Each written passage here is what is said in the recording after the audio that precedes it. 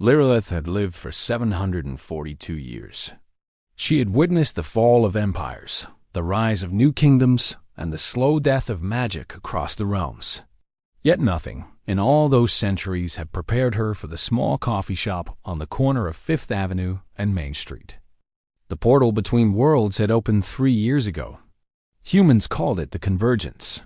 Elves, dwarves, orcs, and dozens of other races from a realm called Etheria suddenly found themselves sharing a planet with billions of humans.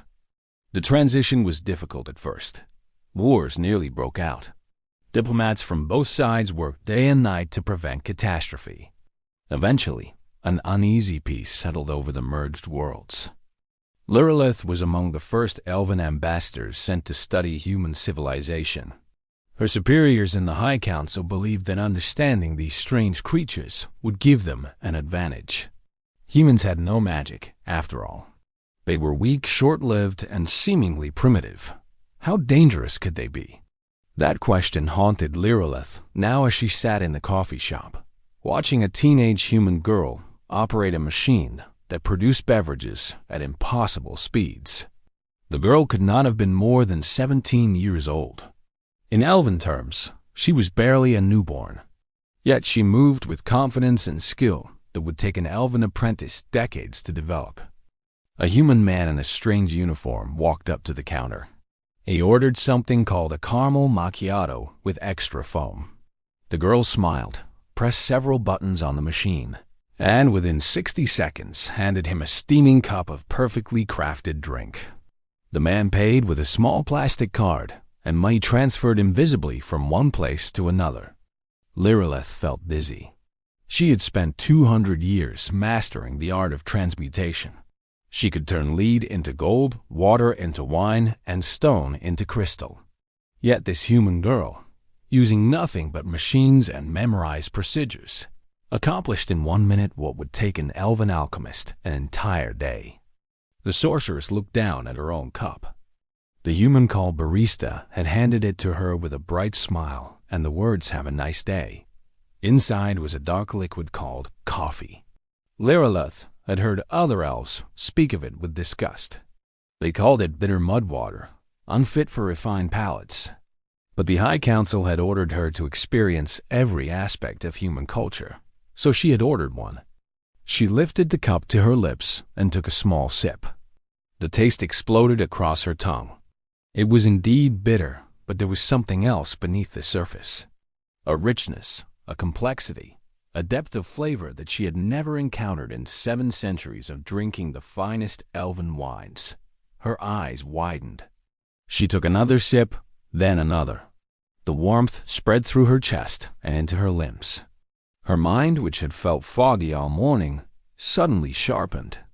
Ideas began flowing through her thoughts like a river after spring rain.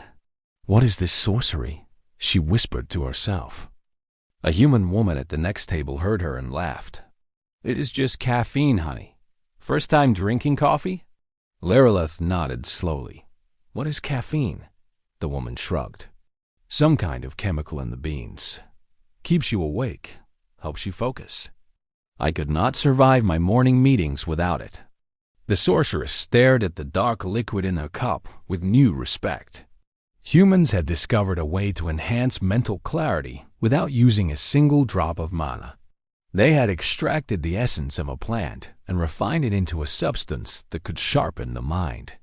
In Etheria, such an achievement would require years of magical research and countless failed experiments.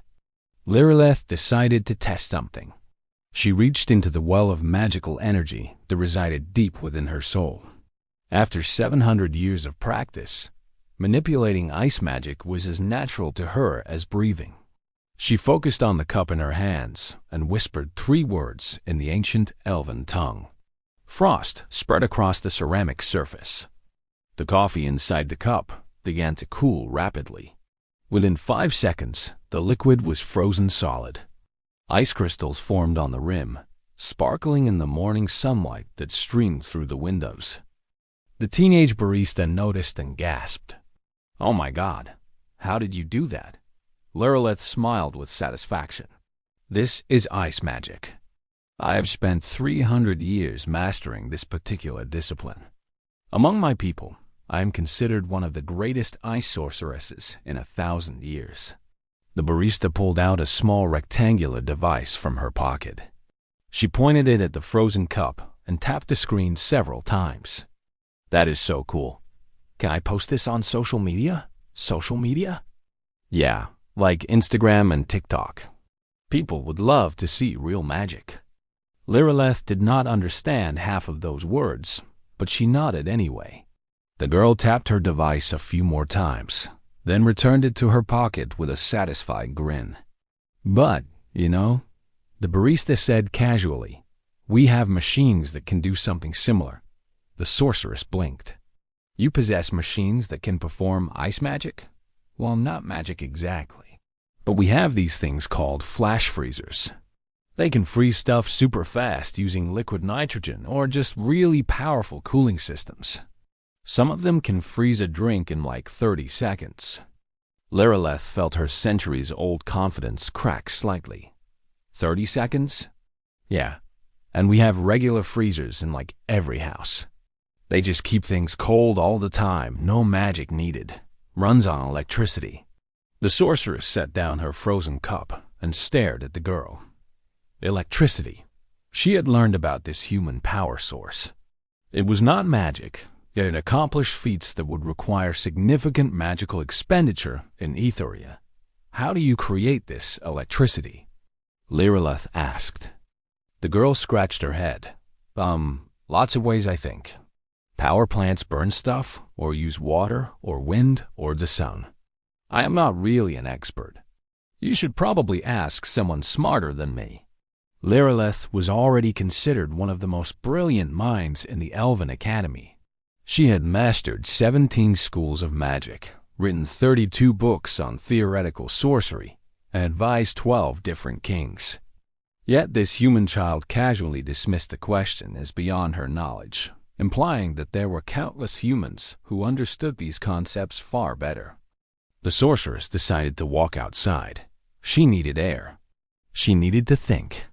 The door chimed as she left, a small electronic sound that would have taken an elven artificer weeks to craft. Fifth Avenue stretched before her in both directions. Metal carriages called cars zoomed past at speeds that would require a haste spell to match. Humans walked by, staring at glowing rectangles in their hands. Above her head, a massive metal bird called an airplane left a white trail across the sky as it carried hundreds of people to distant lands. Lireleth thought about the fastest method of long-distance travel in Ethoria. Teleportation circles were rare and expensive. Only the wealthiest nobles and most powerful mages could afford to use them. The common people traveled by horse or cart, taking weeks or months to cross the continent. Humans had built machines that allowed anyone with enough money to fly across their entire planet in less than a day. They did not need magic. They used science, engineering, and something called physics. A young human man nearly bumped into her. He was staring at his glowing rectangle and did not see where he was going. "Sorry," he mumbled, not even looking up. Lireleth watched him walk away. That device in his hand contained more knowledge than the entire Grand Library of Ethoria. She had learned this during her first week on Earth. Humans called it a smartphone. It could access something called the Internet, which connected billions of devices across the world and allowed instant communication and information sharing. The sorceress had spent 50 years learning to send telepathic messages across short distances. Her ability was considered exceptional among elven mages. Yet every human, even children, carried devices that could send messages, images, and even live moving pictures to anyone on the planet instantly. She walked to a nearby bench and sat down heavily. Her frozen coffee cup was still in her hand, slowly beginning to thaw. She looked at it and felt something she had not experienced in centuries: humility. Lireleth had arrived on Earth believing that elves were superior. They lived longer. They possessed magic. They had ancient wisdom accumulated over thousands of years. Humans were young, chaotic, and seemingly fragile. But now she understood the truth. Humans were not weak. They were terrifying. They had no magic, so they created their own. They could not live for centuries, so they recorded their knowledge and passed it on. They were not born with supernatural abilities, so they built machines to transcend their limitations.